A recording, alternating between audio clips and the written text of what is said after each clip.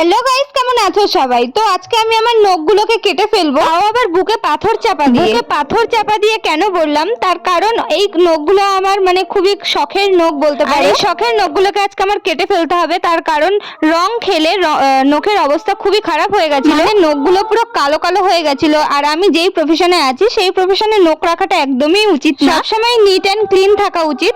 কিন্তু তবুও আমি নখগুলো এই কদিন রেখেছিলাম, বাট আজকে কেটে ফেলতে হচ্ছে। আর এই দেখো আমার নখের অবস্থা কি খারাপ হয়ে গেছে। প্রথমেই আমি নখগুলোকে রিমুভার দিয়ে ক্লিন করে নিলাম, মানে নেল পালিশ গুলো রিমুভ করে নিয়েছি। দেন আমি আমার দাঁতগুলোকে এবার কাজে লাগিয়েছি। ব্লেড বা নেল কাটার না কাজে লাগিয়ে আমি আমার দাঁতকেই কাজে লাগিয়েছি, আর দাঁত দিয়ে নখগুলো কেটে ফেলেছি। জানি দাঁত দিয়ে নখ কাটা উচিত না, বাট তবুও আমি মানে দাঁত দিয়েই নখ কাটি।